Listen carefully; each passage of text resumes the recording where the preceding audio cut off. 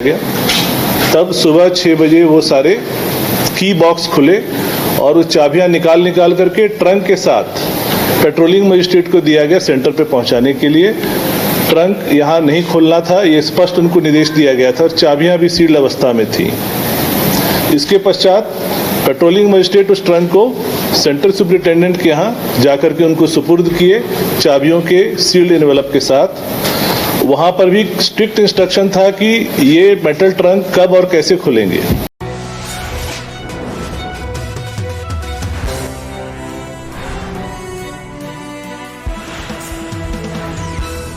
झारखंड कर्मचारी चयन आयोग के इस प्रेस वार्ता में आप सभी का स्वागत है। हाल ही में झारखंड सामान्य स्नातक योग्यताधारी संयुक्त प्रतियोगिता परीक्षा 2023 जो दिनांक 21 और 22 को हुई, उसके बारे में कुछ भ्रांतियां जो फैल रही हैं उसको दूर करने के लिए आयोग ने निर्णय लिया कि इस विषय पर पूरी जो बातें हैं सबके सामने लाई जाएं ताकि लोगों का विश्वास जमे कि आयोग ने पूरी निष्पक्षता से और पूरी सावधानी से इस एग्ज़ाम को कंडक्ट कराया है। और उसके बारे में कुछ डिटेल से जो प्रेस विज्ञप्ति में आप सबको सर्कुलेट किया गया, उसके कुछ ब्रीफ पॉइंट्स हैं जो आपके सामने हम देना चाहेंगे। इस परीक्षा में कुल 6,39,900 वैध आवेदन प्राप्त हुए थे। दिनांक 21 और 22 को 3 पालियों में परीक्षा का आयोजन किया गया, जिसमें कुल उपस्थिति 3,04,769 रही। झारखंड के सभी 24 जिलों में कुल 823 परीक्षा केंद्रों पर ये परीक्षा आयोजित की गई। इन 823 परीक्षा केंद्रों में कुल 10,917 परीक्षा कक्ष थे जहां पे परीक्षार्थी बैठे और एग्जाम दिए। उन परीक्षा कक्षों के लिए कुल 26,671 वीक्षक नियुक्त किए गए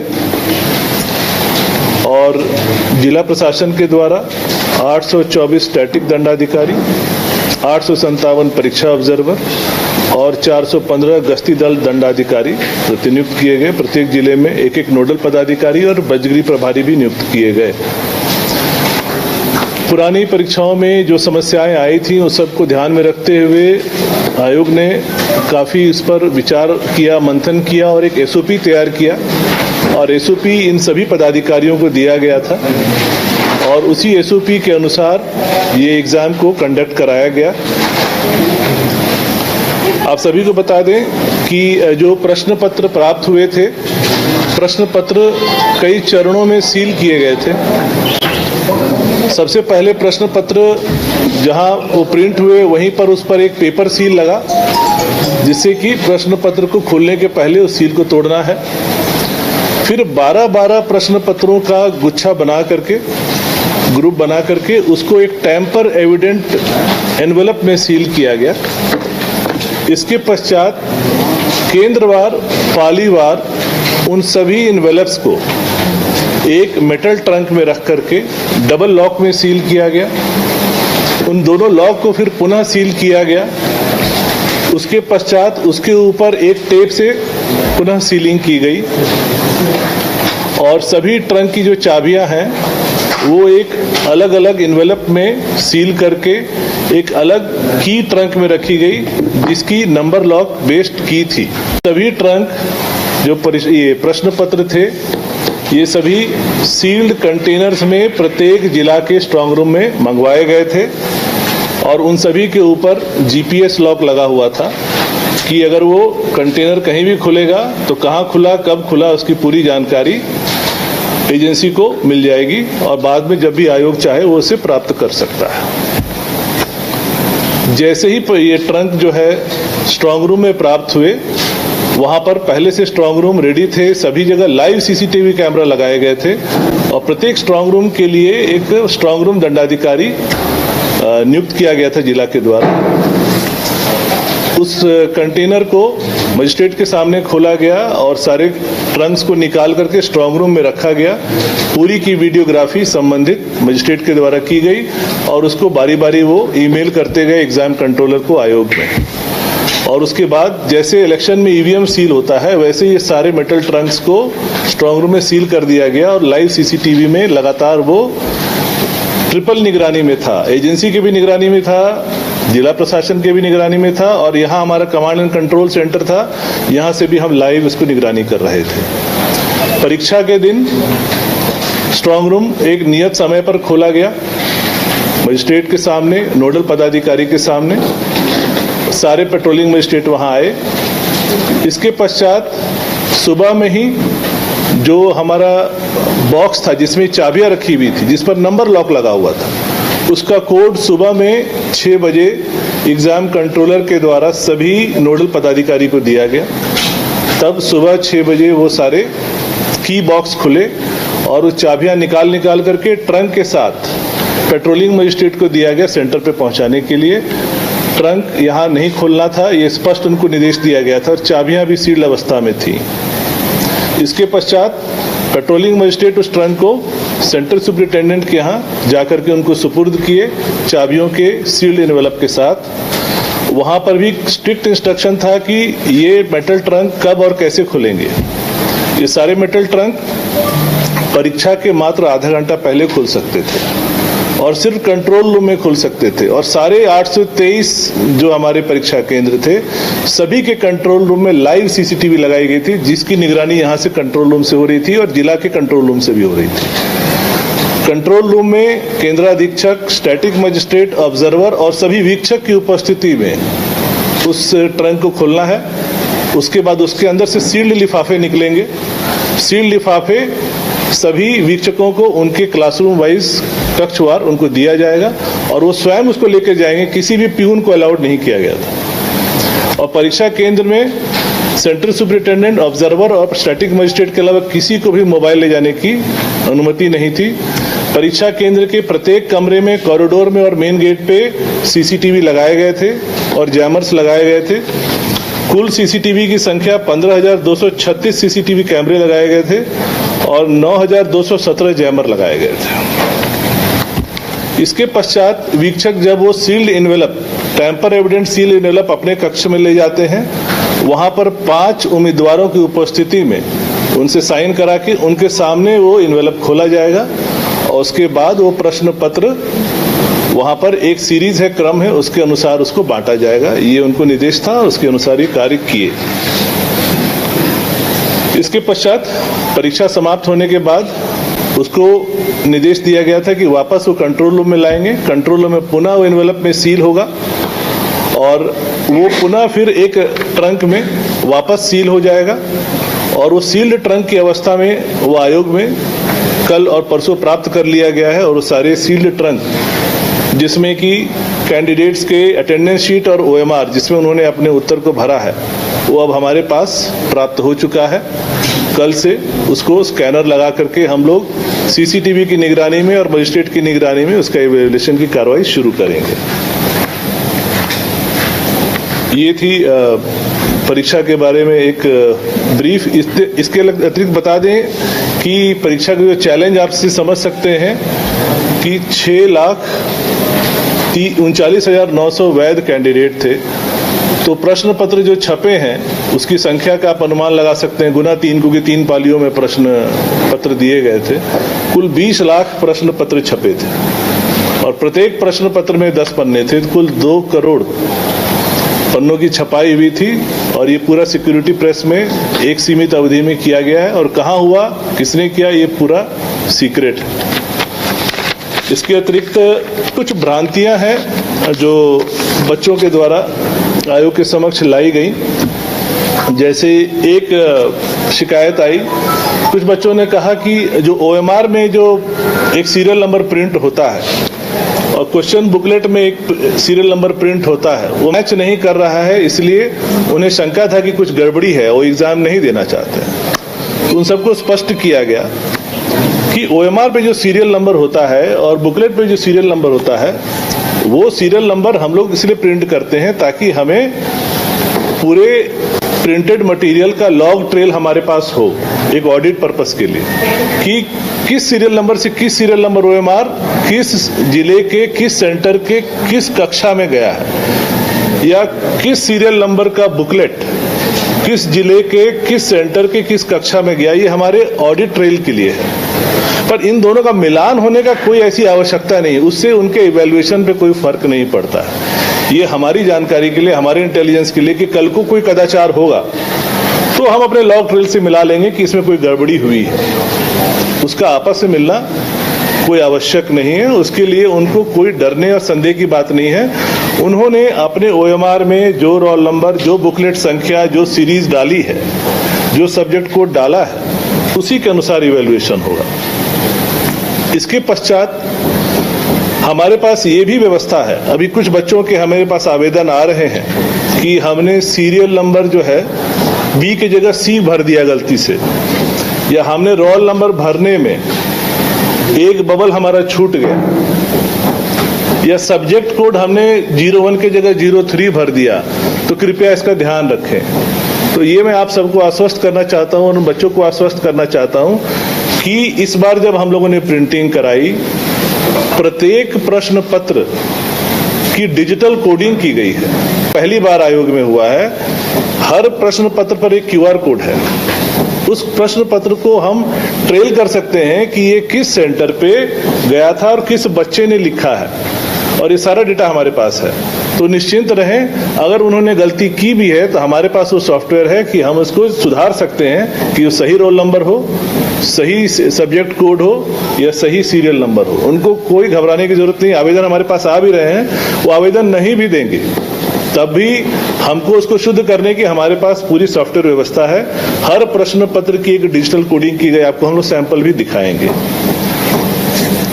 और हम लोगों ने प्रिंटिंग के समय भी चीजें लीक ना हो, इसके लिए हम लोगों ने विशेष ध्यान ये रखा कि यहाँ पे जो प्रश्न पत्र की जो तैयारी होती है उसमें एजेंसी को ये काम दिया जाता है। एजेंसी भी, अगर हमें जैसे 2 शिफ्ट में एग्जाम लेना था जीके का, तो हमें 2 प्रश्न पत्र तैयार करने थे, तो एजेंसी ने 6 प्रश्न पत्र तैयार किए, 3 गुना, और उसको सील पैकेट में लाया गया आयोग में। आयोग की उपस्थिति में अध्यक्ष के द्वारा रैंडम 2 प्रश्न पत्र चुने गए जो सील्ड अवस्था में थे, और उनको दे दिया गया प्रिंट करने के लिए। बाकी 4 आयोग में सील्ड अवस्था में रखे हुए हैं। वो 2 प्रश्न पत्र तैयार होने के लिए भी वो मल्टीपल एक्सपर्ट से क्वेश्चन लेते हैं, फिर वो कंप्यूटर में रैंडमली मिसमैच मैच होता है। वो किसी को नहीं पता चलता है कि फाइनल प्रश्न पत्र क्या बन रहा है, और वो भी 6 पार्ट में बनता है, और उसमें से रैंडमली 2 सेलेक्ट होता है। प्लस इस बार हम लोगों ने एक और ध्यान रखा कि प्रश्न पत्र आपको हम दिखाएंगे, प्रश्न पत्र पे कहीं नहीं लिखा हुआ है कि एग्जाम किस पर्पस के लिए हो रहा है। झारखंड कर्मचारी चयन आयोग करा रहा है CGL के लिए एग्जाम, ऐसा कहीं नहीं लिखा है। प्रश्न पत्र एकदम न्यूट्रल है, कोई देख के ये बता नहीं सकता है, प्रिंट करने वाला भी उसको पता ही नहीं है कि ये प्रश्न पत्र किस एग्जाम के लिए, किस आयोग के लिए छप रहा है, वो भी आपको दिखाएंगे। इसके अतिरिक्त एक भ्रांति और आई है, कुछ बच्चों ने कहा कि उनका जो पेपर सील है वो टूट गया था या खुला हुआ था। तो आपको मैंने जैसा बताया 20 लाख प्रश्न पत्र छपे, सारे सिक्योरिटी प्रेस में मशीन से प्रिंट हुए, सील हुए, पैक हुए। उसमें 1-2% संभावना है कि एडेसिव छूट गया होगा, सील नहीं हुआ होगा, पर उससे प्रश्न पत्र लीक होने का कोई खतरा इसलिए नहीं है क्योंकि वो पुनः एक टेम्पर एविडेंट एनवेलप में सील होता है, फिर वो मेटल ट्रंक में सील होता है, फिर वो सील्ड कंटेनर में ट्रांसपोर्ट होके आता है। तो इसलिए सिर्फ पेपर सील के खुले रहने से प्रश्न पत्र के लीक होने का कोई खतरा नहीं है। पेपर सील का एक ही उद्देश्य होता है कि जब प्रश्न पत्र दिया जाता है कैंडिडेट को, तो हम लोग 4-5 मिनट पहले दे देते हैं, बांटने में सुविधा होती है। जब घंटी बजती है तब कैंडिडेट को पेपर सील फाड़ना होता है और तब वो प्रश्न पत्र खोलता है। सिर्फ इसी पर्पस के लिए दिया जाता है। इससे इसका मतलब ये नहीं है कि वो प्रश्न पत्र लीक हो गया या उसका कोई खतरा है। It could be 1-2% of a manufacturing defect जो हमारे प्रश्न पत्र को कहीं भी खतरे में नहीं लाता है। कुछ आप लोगों को हम लोग वीडियो भी दिखाना चाहेंगे कि कैसे सेंटर्स में, जो हम लोग यहाँ से लाइव CCTV से देख रहे थे, कि कैसे जो ट्रंक थे कैसे उसको अनसील किया गया सभी के सामने कंट्रोल रूम में। तो वो एक वीडियो है, हाँ, वो हम लोग दिखाएंगे आपको। इसके अतिरिक्त कुछ आपको हम लोग सैंपल दिखाना चाहेंगे। पहले एक हमको खुला वाला दिखाइए। ये अनयूज्ड मटेरियल है जो बच करके वापस आए हैं, उसमें से कुछ इस तरह के एनवेलप में सील था। एक सील्ड एनवेलप दिखाइए। इस तरह के टैम्पर एविडेंट एनवेलप्स में प्रश्न पत्रों को सील किया गया था, तो इसको आप खोल नहीं सकते, ये मुश्किल है। खुलेगा तो ये सील फट जाएगा। इसको काट के ही खोला गया है, तो अगर कहीं भी कोई इसको खोलेगा तो ये पता चल जाएगा। इसीलिए बोलते हैं टैम्पर एविडेंट एनवेलप इसको बोलते हैं। तो इसको जब खोला गया, इसको काट करके खोला गया। अब आपको दिखाते हैं एक प्रश्न पत्र। यही है वो पेपर सील जिसके बारे में लोग बात कर रहे हैं। ये एक छोटा सा पेपर सील होता है। इसका उद्देश्य होता है कि कैंडिडेट घंटी बजने के बाद इसको खोले, पर इसके ऊपर भी कई लेयर ऑफ सीलिंग है।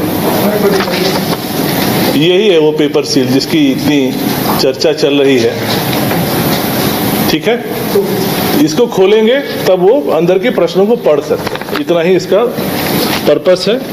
बाकी आप देख रहे हैं कि सारे टैम्पर एविडेंट एनवेलप्स में सील किए गए हैं। और किस तरह से चाबियों के लिए हम लोगों ने एक मेटल बॉक्स विथ ये सिस्टम किया था। इसके अंदर चाबियां सील्ड अवस्था में ऐसे एनवेलप्स में पैक की गई थी जिसको काट करके खोला गया था। ये एक नंबर लॉक सिस्टम है। तो सुबह 6 बजे कोड दिया गया, तब वो खुला और ये चाबियां बटी। अब अनसीलिंग वाला वीडियो कहाँ दिखाएंगे इसको? उस तरफ। ठीक, हाँ। और कुछ और प्रश्न है तो आप लोग पूछ सकते हैं। हाँ, स्टूडेंट कह रहे हैं कि सेंट्रल जेएसएससी के 2 साल के क्वेश्चन में इसमें से मैथ और रीजनिंग के ज्यादातर सवाल मिले, बीच में से 16 मिले। आपका जो आयोग का जो एक्सप्रेशन ऑफ इंटरेस्ट है उसमें है कि अगर किसी भी परीक्षा से प्रश्न पत्र मिल जाती है तो वो पेपर कैंसिल हो जाएगा, और आयोग ने ऐसा किया। देखिए, पहली बात है कि आप भी परीक्षार्थी रहे और हम भी परीक्षार्थी रहे हैं। हमेशा ये संभावना रहती है कि इस साल के प्रश्न पत्र में पिछले सालों के कई प्रश्न पत्र आएंगे। हमने 10th बोर्ड एग्जाम भी दिया है, जेई भी दिया है, यूपीएससी भी दिया है। क्योंकि क्वेश्चंस की संख्या सीमित है और कई एग्जाम्स होते हैं, तो लोग उन्हीं क्वेश्चनों को चलाते हैं। रैंडमली कभी भी रिपीट हो सकता है। और आपको जैसा मैंने बताया कि प्रश्न पत्र पूरी रैंडम व्यवस्था से किए गए।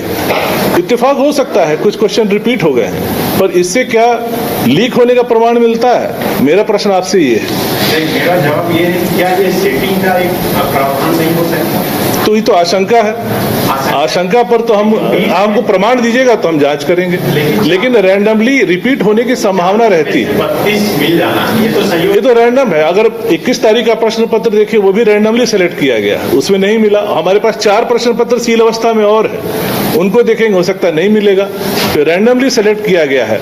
कोई रिपीट हो सकता है, कोई रिपीट नहीं हो सकता। सर, जब हमने राउंड रिपोर्टिंग करी तो स्टेशन पे जब बच्चे से हमने बात किया तो उसने कहा कि एग्जाम में दाखिल होने के ठीक पहले यानी 6:43 में उसके पास मैसेज आता है और कहता है कि क्वेश्चन नंबर फलाना के अगर आंसर ये होगा, 3 क्वेश्चन लगातार उसने एविडेंस में देखा है कि अगर इस तरह के होंगे और टैली होता है तो क्वेश्चन सेटिंग हो चुकी है, कुछ ना कुछ तीसरा सोल्यूशन। तो हमें प्रमाण दिया जाए, हम लोग जांच करने के लिए तैयार हैं। हमारे पास कोई प्रमाण लेकर के आएगा, निश्चित रूप से आयोग इसकी जांच करेगा। बापू वाटिका में प्रेस कॉन्फ्रेंस बुलाई गई थी, वहाँ पे सबूत उन लोगों ने रखे, उन छात्रों ने रखे। नहीं तो आयोग के समक्ष लाए ना, हम तो स्वागत करते हैं। छात्रों ने ये भी आरोप लगाया कि उनके बगल में जो छात्र बैठे थे वो आंसर शीट ब्लैंक। तो उसका उपाय ये है कि अगर कोई ओएमआर ब्लैंक छोड़ रहा है तो उसका उपाय यही होगा कि जब यहाँ इवैल्यूएशन होगा तो कोई उसका व्यक्ति जो है जाकर के ओएमआर को ब्लैक कर देगा। ये हो सकता है। अभी तो पूरा सील्ड एनवेलप और ट्रंक में आया हुआ है, सब यहीं पे रखा हुआ है, सब सील्ड है। तो आपको ये बता दें कि जो हमारी स्कैनिंग होगी, स्कैनिंग के लिए सीसीटीवी कैमरे लगाए गए हैं। एजेंसी तो जो करेगी ही करेगी, हमारा एक मजिस्ट्रेट हर स्कैनर पे रहेगा और वो एक पर्टिकुलर कमरे में होगा जिसके बाहर हमारे सिक्योरिटी गार्ड ये चेक करेंगे कि कोई भी व्यक्ति मोबाइल या कलम या पेंसिल अंदर लेके नहीं जा रहा है। उसको रैदर हम लोग अलाउ करेंगे वो टी शर्ट पहन के आएगा, कोई पॉकेट नहीं होना चाहिए उसके पास और बिल्कुल खाली हाथ अंदर जाएगा। तो जब ये होगा तो अगर किसी ने ओएमआर छोड़ा भी है उस उम्मीद पर कि शायद कहीं सेटिंग होगी तो उसका ओएमआर खाली ही रह जाएगा।